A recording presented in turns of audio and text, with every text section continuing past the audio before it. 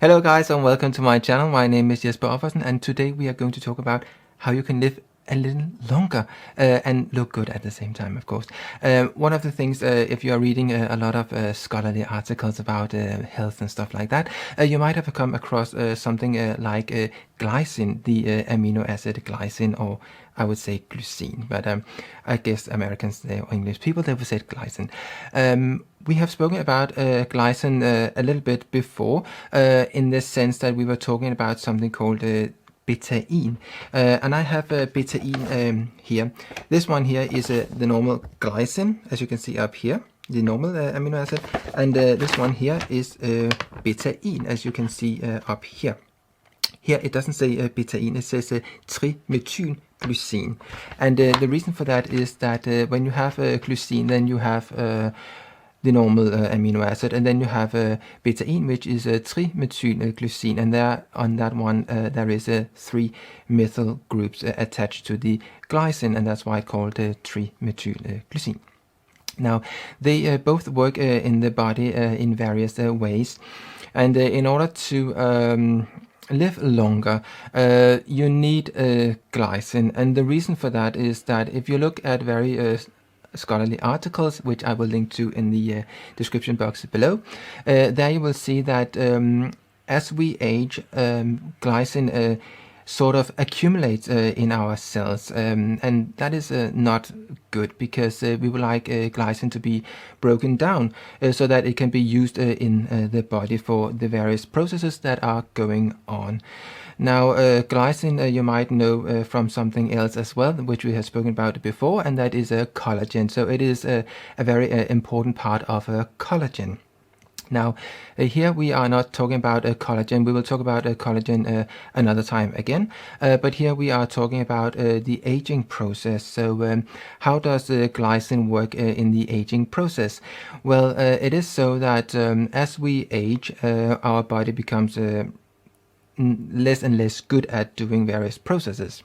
So people have studied what goes on, and for a long time it has been a theory that the mitochondria, which is producing our energy in the body, which is called ATP, adenosine triphosphate, and those mitochondria, they become they age basically. So the theory has been that the DNA that is in the mitochondria, that goes faulty over time, and therefore the mitochondria, they will age themselves. Now, that theory has been pushed a little bit aside, because when people were studying glycine, then they realized that maybe it is not the mitochondria that are aging. Now, the mitochondria is a little organelle, or a little blob inside our cells. So a little blob, there are lots of them, so they are inside our cells, so they can age, or that was the theory. Now, what people have found out is that glycine plays a role, because there is a study where they have looked at some worms, something called roundworms, so nematodes, and in there they found that one of those amino acids, glycine is an amino acid, or glycine accumulated in those worms, and they thought that was strange, because how could that be? So they realized from looking at other studies as well, which I will also link to below, that one of the things is that glycine is not broken down as it should be. So the older we get, the less good the body becomes at breaking down the glycine. So why would you have glycine broken down and not just leave it as it is? Well, you would like glycine to be broken down, because glycine, when it is broken down, takes part in something that we have talked about before, and that is the methionine cycle, and it takes part in there in the way that something else we have spoken about, which is folate, that needs to feed into the methionine cycle, and glycine helps the body produce folate, which then goes into the mitochondria, into the methionine cycle, and that is what is working in our body to keep our bodies young. And we have spoken about glutathione before, and some of the end products from the methionine cycle is glutathione. So in that sense, it sounds maybe a little bit complicated, and it is very complicated. It just means that glycine is an important part of this whole thing. Now, this study looked at something else in order to find out what went on, and in order to find out that the methionine cycle was important, and that was that they substituted glycine with another amino acid called serine or serine, and that had the same function, and that is because serine and Glycine works in the same way to help the body produce folate, so that feeds into the methionine cycle.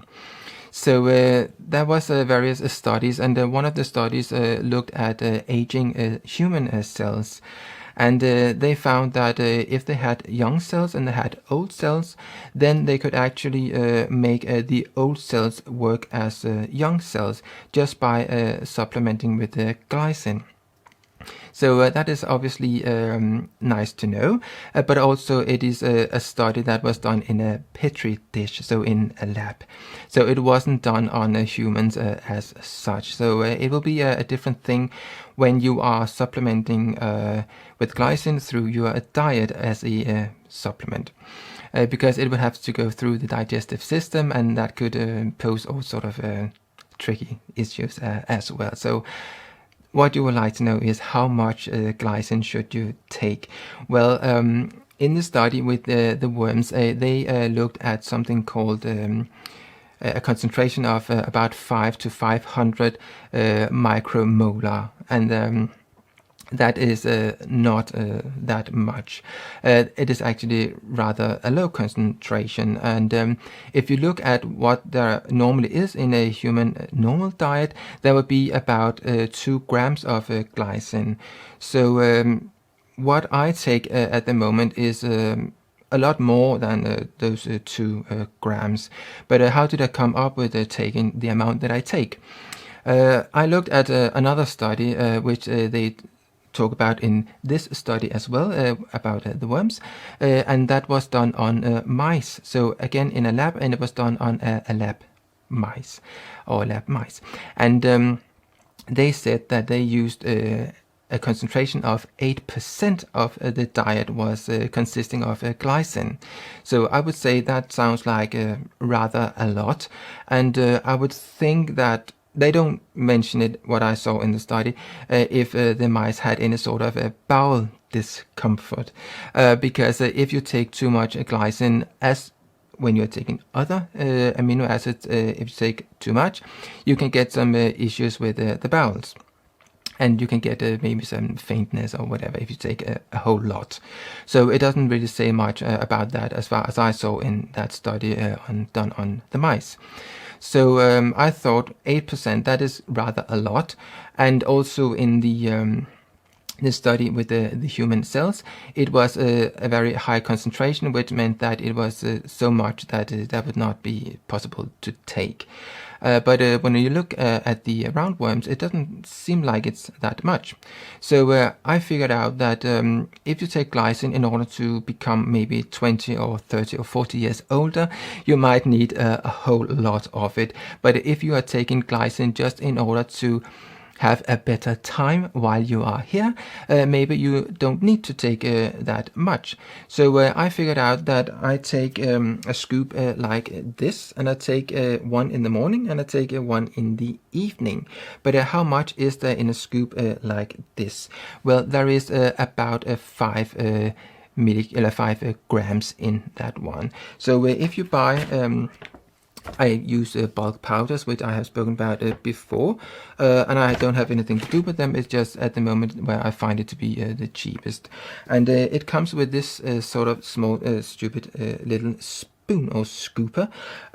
So this one comes from some of the other bags, so it varies which one they give you. But in that one, they give you this small one.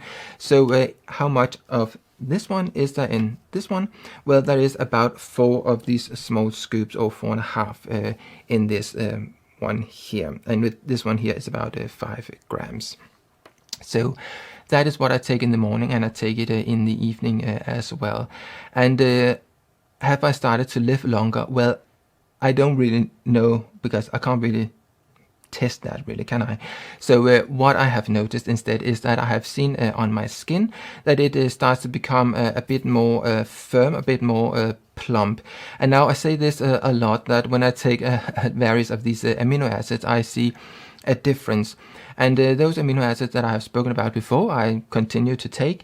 So when I take something more, then I notice a difference, which is that my skin is a bit even more plump than it used to be. Or I would say it's more plump in the sense that it is a bit firm. So when I do like this, you maybe can hear the sound of it. That it sounds like a thick, firm, not rigid, but kind of like if you have a sausage that is really stuffed the way it should be stuffed, then you get this sort of feeling that how it kind of like it bounces in a sort of firm way. And I would say that is the same sort of feeling or sense I get when I clap on my skin. Yes, I would say that it sort of plumps up the skin a little bit more. And I noticed the other day, I have taken this for about a month's time now, and I noticed that around my lips, it felt like the perimeter of the lips started to be a bit more plump. So like where the redness of the lip stops and you go into the, what for me is my skin color, then it kind of like is a bit more plumped up.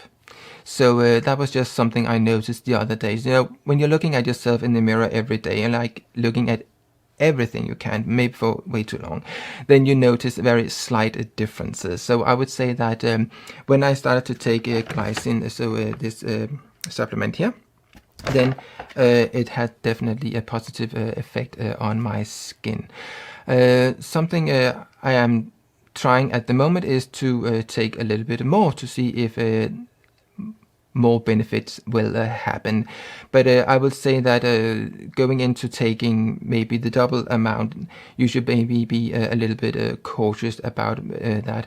In a little bit in the same way as when I talk about taurine, which is another amino acid, that it can give a little bit of bowel discomfort. Nothing, I would say, serious, but maybe something that you would rather take more in the evening than more in the morning. And actually, they say on the package that it is best to take before bedtime. So this was just a little talk about glycine and how it can help.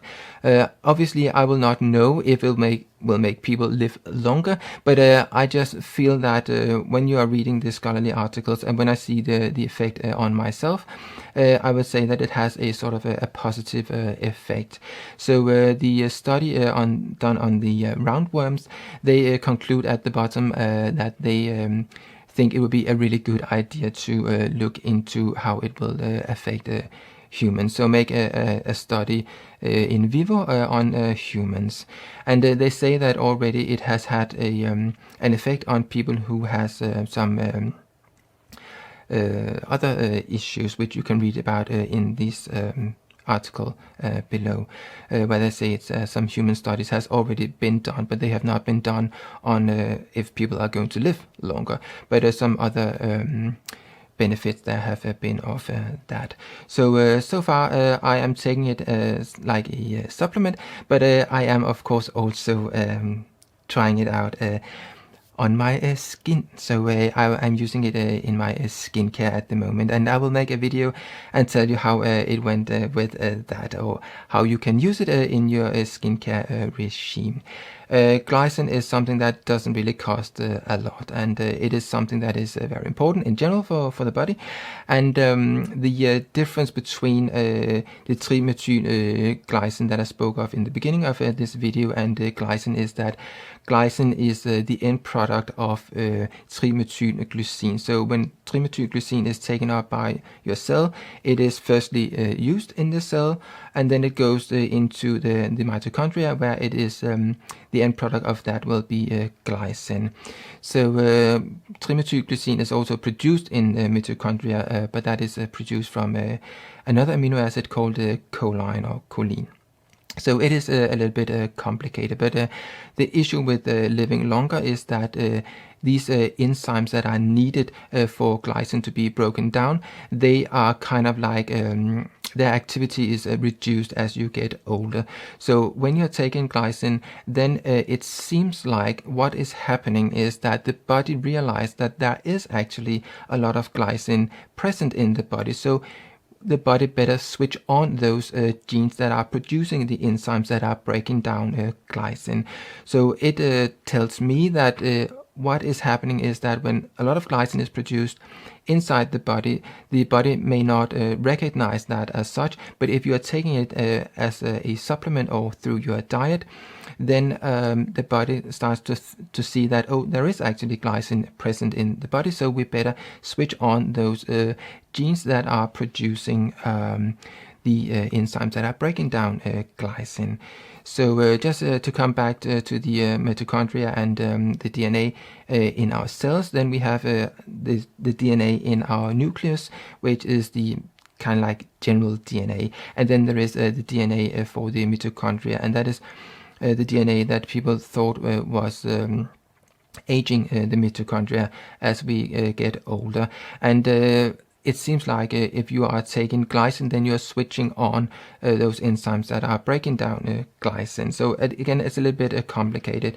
But just to say a little bit about the mitochondria and the DNA that we in general have, then if some of you remember the sheep Dolly, then Dolly was a clone, but actually it wasn't a real clone, because it was only the DNA from the nucleus that was brought into this new sheep, because the issue with the DNA from the mitochondria, which comes from the female, was still present. So in order for something to be an absolute clone, then the entire DNA, both from the mitochondria and from the nucleus, has to be transferred into another cell. And that was not what happened with Dolly back then, because the DNA from the mitochondria from the female cell was still there. So yeah, that was just a little side thing there. So yes, if you would like to see more of this sort of videos, please subscribe, hit the bell, and do all the things you must do in order to be notified when I upload more of this sort of videos. Thank you for watching. See you. Bye.